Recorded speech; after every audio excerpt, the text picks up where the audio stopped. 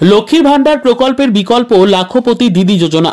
বিধানসভা নির্বাচনের আগে কেন্দ্রীয় মোদী সরকারের এই যোজনাকে পাখির চোখ করে বৈতরণী পার করতে চাইছেন মালদার ইংরেজবাজার বিধানসভার বিজেপি বিধায়ক শ্রীরূপা মিত্র চৌধুরী। আজ মালদার ইংরেজবাজার বিধানসভার বিজেপি বিধায়ক শ্রীরূপা মিত্র চৌধুরী মালদার ইংরেজবাজার বিধানসভাতে এই লাখপতি দিদি যোজনার সূচনা করে শ্রীরূপা মিত্র চৌধুরী চ্যালেঞ্জ, আগামী 1 বছরে তার বিধানসভা এলাকার 1 লক্ষ মহিলাকে আওতায় আনবেন। এই রাজ্যের লক্ষ্মীর ভান্ডারের পাশাপাশি বিভিন্ন রাজ্যের মহিলাদের যে অনুদান প্রকল্প রয়েছে তাতে মহিলায় স্বনির্ভর হতে পারে না, আত্মনির্ভর হতে পারে না, কিন্তু কেন্দ্রীয় মোদী সরকারের এই যোজনা মহিলাদের উন্নত করবে। বিজেপি বিধায়কের তীব্র সমালোচনা করেন জেলা তৃণমূল কংগ্রেসের মুখপাত্র আশিস কুণ্ডু। তিনি বলেন, বিধানসভা নির্বাচনের আগে ভাওতা দিচ্ছেন বিজেপি বিধায়ক। ভারত সরকারের যোজনা, মাননীয় প্রধানমন্ত্রী শ্রী নরেন্দ্র মোদী তিনি চেয়েছেন দেশে অন্তত 5 কোটি মহিলাকে আমরা যেন লাখপতি বানাতে পারি। তার মধ্যে ইংরেজবাজারও একটি ক্ষেত্র। আমি নির্ভয়াদি হিসেবে মা বোনেদের সঙ্গী, তাই আমি এই লাখপতি দিদির যে যোজনা, সেই যোজনাকে আমার ইংরেজবাজারে ইমপ্লিমেন্টেশন করার জন্য উদ্যোগ আজ থেকে শুরু করলাম। এবং আজকে আপনারা দেখেছেন আমরা 7 জনকে লাখপতি দিদিকে আমরা সম্মানিত করেছি এবং আগামী দিনে একটা সংকল্প নিয়েছি যে প্রায় 1 লক্ষ মহিলাকে আমরা এই লাখপতি দিদির আওতায় নিয়ে আসব। কটাক্ষ করা হচ্ছে প্রকাশ্যে এইভাবে এবং সমালোচনা করা হচ্ছে, নাম না করে কার্যত মুখ্যমন্ত্রীর সমালোচনা করা হচ্ছে, কেন?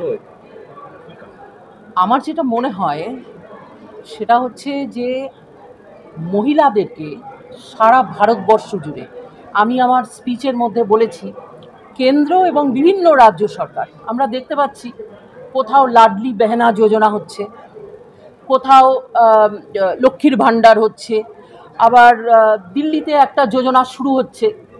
তাতে কি হচ্ছে, মহিলাদেরকে আমরা কিছু একটা অনুদান দেওয়ার কথা বলছি, মানে 1,500 টাকা বা 2,000 টাকা এরকম দেব। বিষয়টা হচ্ছে যে মহিলারা যদি নিজেরা উদ্যোগপতি হতে পারে, তাদের যে স্কিল আছে সেই স্কিলটাকে যদি আমরা ইমপ্রুভ করতে পারি, যে ট্রেনিংয়ের ব্যবস্থা, প্রশিক্ষণের ব্যবস্থা রয়েছে, সেটাকে যদি তাদেরকে আমরা দিতে পারি এবং তারা যদি স্বয়ংভর হয়ে ওঠে, তাহলে কিন্তু আমাদেরকে এই যে ডোলিং অ্যাক্টিভিটি, মানে আন্ডার প্রিভিলেজড বা পিছিয়ে পড়া লোককে টাকা দিয়ে ওপরে তোলা, সেটা করতে হবে না। কেননা আজকে সকলের হাতে আমাদের স্মার্টফোন রয়েছে, প্রত্যেকে লেখাপড়া শিখছেন। আমাদের তো পশ্চিমবাংলায় ঘরে ঘরে শিক্ষিত মহিলারা রয়েছেন, মানে স্কুলে যাওয়াটা অলমোস্ট সমস্ত মহিলারা স্কুলে গিয়েছেন। তাদের পক্ষে এই সোশ্যাল মিডিয়ার মাধ্যমে ফিনান্সিয়াল যে ইনক্লুশনের স্কিম, সেই স্কিমগুলোকে বোঝা এবং সেই স্কিমগুলোকে নিজেরা নেয়া, তাতে একটা ব্রিজ, একটা সমাজ সেতু তৈরি করার জন্য আমি উদ্যোগ নিয়েছি। কেননা আমি একজন জনপ্রতিনিধি, আমি একজন মহিলা এবং আমাকে কোলাবোরেট করতেই হবে। কেননা ব্যাংকিং এবং ফাইন্যান্সিয়াল ইনস্টিটিউশন যদি সঙ্গে না জোড়ে, তাহলে কিন্তু তাদেরকে উদ্যোগপতি বানানো সম্ভব নয়। সেই কারণে এটা বিষয়টা কটাক্ষপাতের নয়, বিষয়টা হচ্ছে যে আমরা মহিলাদেরকে কি করে স্বনির্ভর করব এবং তাদেরকে উদ্যোগপতি বানাবো। একটা যদি লাখপতি মহিলা তৈরি হয়, তাহলে ডেফিনেটলি সে 2টো মহিলাকে অন্তত কাজে লাগাবে।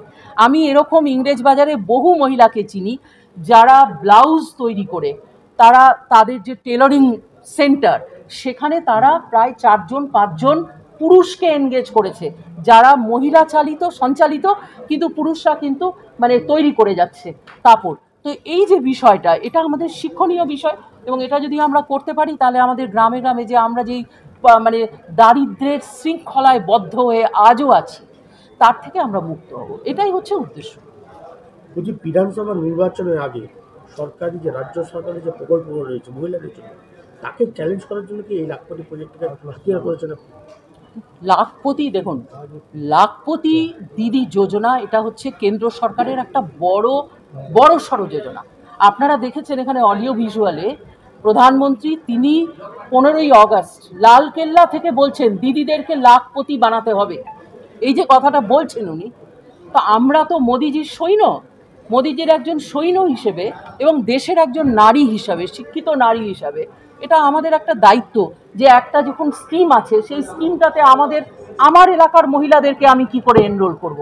ডেফিনেটলি এটা আমার একটা মানে একটা অ্যাম্বিশন থাকবেই যে আমি আমার এলাকার মহিলাদেরকে গভর্নমেন্ট এসে রাজ্য সরকারের স্কিম হোক ভারত সরকারের স্কিম হোক সব স্কিমের দায়রাতে আমি কি করে আনতে পারি।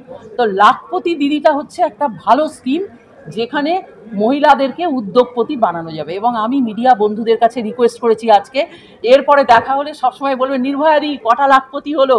এই যে লাখপতি দিদি যদি আমরা তৈরি করতে পারি, তাহলে আমরা যদি 100টাও তৈরি করতে পারি তাহলেও জানবেন 100টা ইন্টু 5 মানে বাড়ির 5 জন 500 জন, এবং এই 500 জনকে দেখে আশেপাশের যে মহিলারা তারাও ইন্সপায়ার্ড হবেন, অনুপ্রাণিত হবেন এবং এই স্কিমগুলো নিতে তারা উদ্যোগী হবেন। আজকে আমি বিভিন্ন ব্যাংকিং সিস্টেমের সঙ্গে কোল্যাবোরেট করেছি, তাদের কাছে গিয়ে হাত জোড় করেছি যে আসুন আমার সঙ্গে, আপনারা গ্রামে গ্রামে গিয়ে at the door step of the beneficiary আমাদের এই পরিযোজনার সার্ভিসটা দিতে হবে। কেননা গ্রামের মহিলাদের পক্ষে সেই মানে শহরে উঠে আসা, কোথায় কি নিয়ম কানুন আছে সেগুলো বোঝা সম্ভব নয়। তাই এই উদ্যোগটা হচ্ছে একটা সাধু উদ্যোগ। এই উদ্যোগটা আমরা যদি নিতে পারি, সঠিকভাবে যদি আমরা করতে পারি, তবেই সেদিনকে আমরা গর্বের সঙ্গে বলতে পারবো যে নির্ভয়াদি আমরা করতে পেরেছি। এটা একটা কনসালটেশন আজকে যেটা আমরা করলাম, আপনারা দেখেছেন স্টেক হোল্ডার্স মিট, এখানে বেনিফিশিয়ারিরাও আছে এবং স্টেক হোল্ডাররাও আছে, সবাই মিলে বসে একটা সামান্য আলোচনা সভা, যেটার মাধ্যমে সবাইকে অনুপ্রাণিত করে সেন্সিটাইজ করে আমরা আগামী দিনে গ্রামীণ স্তরে বা শহরের বিভিন্ন জায়গায় যে আমরা স্টেপটা নেব, সেই স্টেপটা তো সবাইকে একসঙ্গে নিয়ে চলতে হবে। বিজেপিরা শুধু বলে, করে না। এর আগে আমরা নরেন্দ্র মোদীজি, অমিত শাহজি তারা ঘোষণা করেছিলেন সারা ভারতবর্ষের সমস্ত বেকার যুবক যুবতীদেরকে 15 লক্ষ টাকা করে অ্যাকাউন্টে দেবেন। আজকে একটা কোনো প্রান্তিক স্তরের থেকে মধ্যবিত্ত স্তরের কোনো মানুষের অ্যাকাউন্টে 15 লক্ষ তো দূরের কথা, 15 টাকা যায়নি। তো এই মিথ্যাবাদী ভাউতাবাজ বিজেপি সরকারের এটা প্রতারণার আরেকটি ছক। আর যে বিধায়িকা, ইংলিশ বাজারের যে বিধায়িকা সাংবাদিক বৈঠক করে এত ভালো ভালো কথা বলছেন, বিধায়িকার কাছে আমার একটি প্রশ্ন থাকবে, আপনি 5 বছর ধরে কোথায় ছিলেন? আপনি বললেন নরেন্দ্র মোদীজি 15ই আগস্ট লালকেল্লায় ঘোষণা করেছেন। 15ই আগস্ট থেকে আজকে 26শে মার্চ, যখন বিধানসভা ভোট আসন্ন, তার 6-7 মাস আগে এসে আপনি এই আবার ভালো ভালো ভাওতা মানুষকে দিয়ে এই ভাওতায় মুড়ে ফেলতে চাইছেন। আপনার কাছে একটাই আবেদন থাকবে, মানুষকে মিথ্যে কথা বলা, মানুষের কাছ থেকে ভোট নিয়ে পালিয়ে যাওয়া, এটা ইংলিশ বাজার শহরের মানুষ, ইংলিশ বাজার গ্রামের মানুষ, আপনার বিধানসভা কেন্দ্রের সমস্ত মানুষ বুঝে গেছে। যেখানে আপনি যাচ্ছেন সেখানেই মানুষ আপনাকে তাড়া করছে, কোথায় ছিলেন আপনি?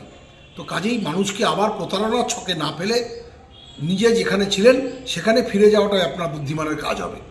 আরেকটি কথা, যে লাখপতি দিদির কথা আপনি নতুন করে ঘোষণা করতে চাইছেন, আপনি তো রাজনীতির ময়দানে থাকেন না। আপনার একটা জিনিস জেনে রাখা দরকার, পশ্চিমবঙ্গ সরকারের মাননীয় মুখ্যমন্ত্রী সারা বছর ধরে এসএইচজি গ্রুপদের, সেলফ হেল্প গ্রুপদের 1 লক্ষ, 2 লক্ষ, 5 লক্ষ, 10 লক্ষ টাকা অবধি ঋণ প্রদান করে তারা মহিলারা যাতে নিজের পায়ে দাঁড়িয়ে স্বয়ম্বর গোষ্ঠীর মাধ্যমে তারা নিজেরা উদ্যোগী হতে পারে, তার কাজ এই বাংলায় প্রতিদিন চালু আছে, প্রতি মাসে চালু আছে। আপনাদেরকে এগুলো খেয়াল রাখতে হবে। কাজেই নতুন করে আরেকটি প্রলোভন দেখিয়ে মানুষকে আপনার জালে মোহিত করার যে অপপ্রয়াস আপনি শুরু করেছেন, এই জালে মানুষ আর ধরা দেবে না। এই জালে আপনার যারা বিজেপির কর্মী রয়েছে তারাও আর ধরা দেবেন না বলেই আমাদের বিশ্বাস। Bureau report, news for Bengal. উৎসবের আমেজে পোশাকের জগতে অন্যতম ঠিকানা ঈদ উপলক্ষে আপনাদের জন্য দাদাভাই ক্লথ স্টোর নিয়ে এসেছে আধুনিক পোশাকের নতুন কালেকশন।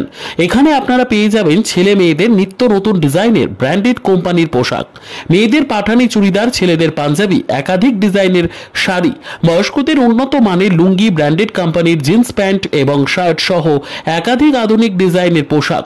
তাই আজই আসুন আপনাদের পরিচিত দাদাভাই ক্লথ স্টোরে।